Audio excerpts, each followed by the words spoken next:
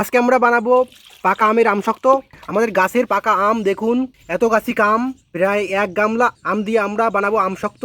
দেখুন আমের রং দেখে খুবই মিষ্টি হবে। আজকে আমরা বানাবো মিষ্টি আমের আমশক্ত, যার ফলে কোনো চিনি দেওয়া লাগবে না।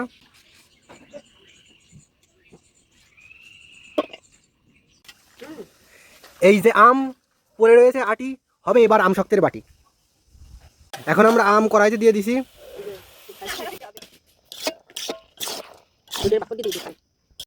দেখুন আমের যে শক্ত ভাবটা ছিল সেটা এখন সেটা নরম হয়ে গেছে। এখন আমরা এগুলো সেকনিতে দিয়ে ছাকবো আর আঁশগুলো বের করে নেব। এখন আমরা এগুলো থেকে আঁশ আলাদা করব। দেখুন আমের যে আঁশগুলো সেগুলো উপরে রয়ে গেছে সেকনিতে, আর তলে রয়েছে দেখুন। এটা দিয়েই হবে আমশক্ত, দিয়ে দেওয়া হবে।